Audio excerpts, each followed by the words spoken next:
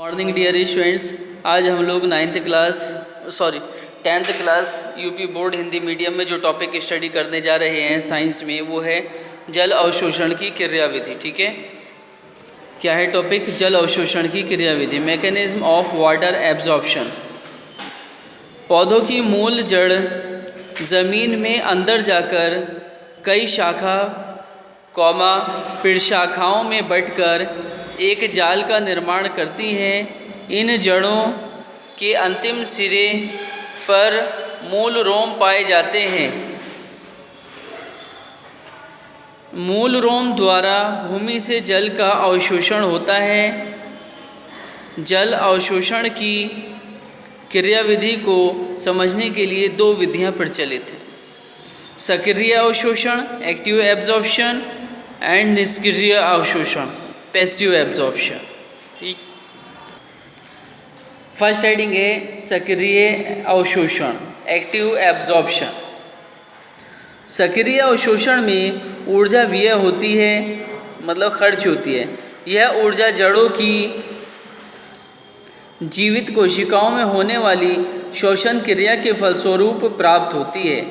इस प्रकार का अवशोषण मृदा जल एवं कोशिका द्रव्य के परासरण दाबों में अंतर के कारण होता है। मृदा जल कोशिकीय जल जो मृदा के कणों के बीच स्थित होता है का परासरण दाब लगभग 1 वायुमंडल दाब के बराबर होता है, जबकि मूल रोम में उपस्थित कोशिका रस का परासरण दाब 3 से लेकर 8 वायुमंडलीय दाब के बराबर होता है। अतः जल के अणु मूल रोम की कोशिका कला जो अर्धपारगम्य झिल्ली के तरह कार्य करती है, जो अर्धपारगम्य झिल्ली के समान कार्य करती है, से होते हुए मूल रोम की कोशिका भित्ति में उपस्थित कोशिका रस में प्रवेश करता है। ठीक है, तो इनमें वायुमंडलीय दाब के बराबर प्रेशर होता है, जिसके माध्यम से पानी जो है ऊपर की ओर पौधे में पहुंचता है। दूसरा है इसमें, नेक्स्ट हेडिंग नोट करेंगे हम, निष्क्रिय जल अवशोषण पैसिव एब्जॉर्प्शन ऑफ वाटर। इस प्रकार के जल अवशोषण में ऊर्जा की आवश्यकता नहीं होती। यह क्रिया पौधों की पत्तियों में होने वाली वाष्पोत्सर्जन क्रिया के कारण संपन्न होती है। जब वाष्पोत्सर्जन क्रिया द्वारा इन कोशिकाओं का जल निकल जाता है तो इन कोशिकाओं में जल की विसरण दाब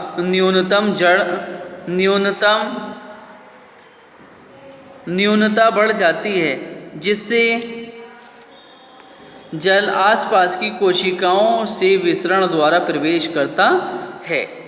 ठीक, इसके बाद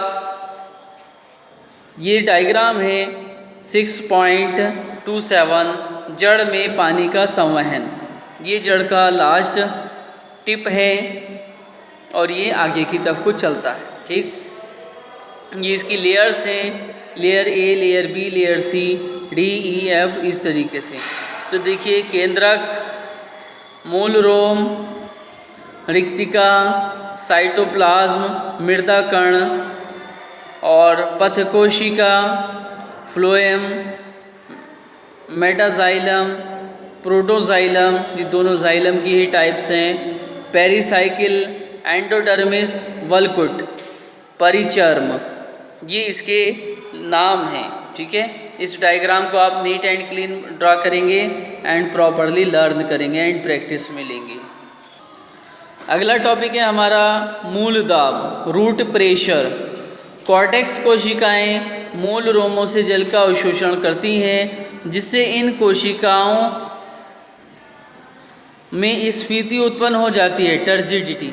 इस स्थिति में एक दबाव बन जाता है जो जल को जाइलम तक निरंतर धकेलने में सहायता प्रदान करता है। इस दाब को ही मूल दाब कहते हैं। जाइलम वाहिनियों में इस दाब के कारण जल काफ़ी ऊंचाई तक पहुंच जाता है। डियर स्टूडेंट्स, अब हमारा नया टॉपिक है वाष्पोत्सर्जन, ट्रांसपायरेशन। देखिए, ये जो वाटर होता है, इसका पौधे के माध्यम से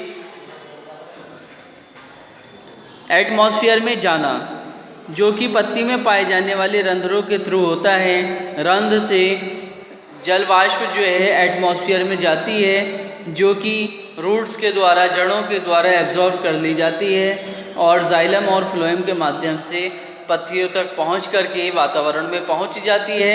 इस क्रिया को वाष्पोत्सर्जन कहते हैं। देखिए सर, वाष्पोत्सर्जन वह जैविक भौतिक क्रिया है, फिजियो वाइटल प्रोसेस है, जिसमें जीवित पेड़ पौधे अपना वायवीय भागों से जल को वाष्प के रूप में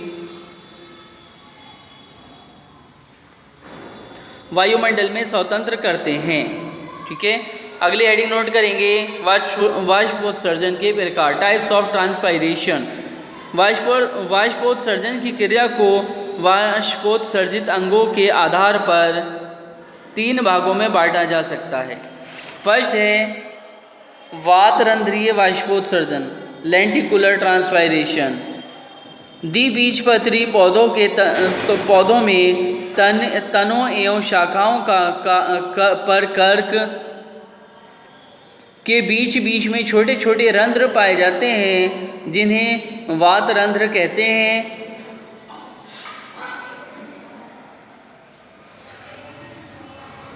इनके द्वारा सबसे कम मात्रा 1% से कम में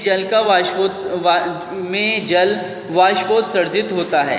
सेकंड पॉइंट है उपत्वचीय वाष्पोत्सर्जन, क्यूटिकुलर ट्रांसपायरेशन। पौधों की बाह्य त्वचा एपिडर्मिस के बाहर उपत्वचा क्यूटिकल पाई जाती है। यह पौधों के लिए रक्षात्मक आवरण का कार्य करती है, परंतु इसके द्वारा जल के वाष्पीकरण की क्रिया भी संपन्न होती है। लगभग 8% से लेकर 10% तक वाष्पोत्सर्जन इसी विधि से होता है। थर्ड हेडिंग है रंध्रीय वाष्पोत्सर्जन, स्टोमेटल ट्रांसपायरेशन। पत्तियों की ऊपरी सतह पर अल्पसंख्यक छोटे छोटे छिद्र पाए जाते हैं, जिन्हें रंध्र कहते हैं, स्टोमेटा कहते हैं। इन छिद्रों द्वारा सर्वाधिक जल वाष्प के रूप में वातावरण में जाता है। इस विधि से 80% से 90% जल की वाष्पोत्सर्जन क्रिया संपन्न हो जाती है। स्टोमेटा वृक्कों के आकार की द्वार कोशिकाओं द्वारा घिरे रहते हैं। स्टोमेटा के खुलने एवं बंद होने की क्रिया पर भी वाष्पोत्सर्जन क्रिया निर्भर करती है।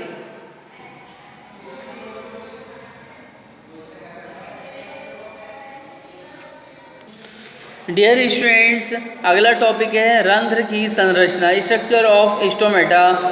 देखिए, पौधों की पत्तियों तथा अन्य वायवीय भागों पर बाह्य त्वचा एपिडर्मिस में द्वार कोशिकाओं गार्ड सेल्स से घिरे छिद्र के समान रचनाएं पाई जाती हैं, जिन्हें रंध्र कहते हैं।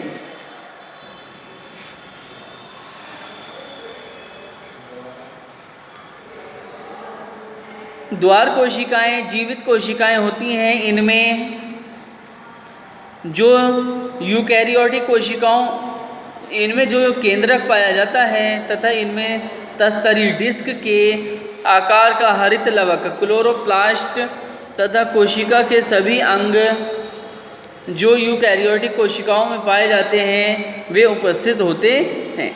और देखिए, ये स्टोमेटा की स्ट्रक्चर है, इसको आपको बनाना है।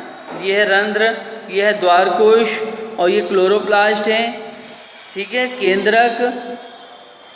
केंद्रक हो गए और ये इसकी कंबाइंड स्ट्रक्चर है जो कि पत्ती में पाई जाती है। ओके डियर स्टूडेंट्स, आप इस वर्क को बहुत अच्छी तरीके से नोट करेंगे और लर्न कर लेंगे। ठीक है, अपना वर्क कंप्लीट रखिए। आपके हाफ ईयरली एग्जामिनेशन बहुत ज़्यादा करीब हैं और अपना समय वेस्ट ना करिए। ठीक, okay, thank you very much.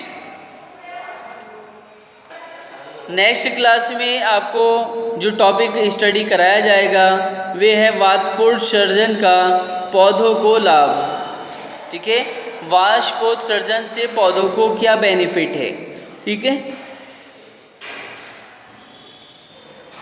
Benefits of transpiration of plants.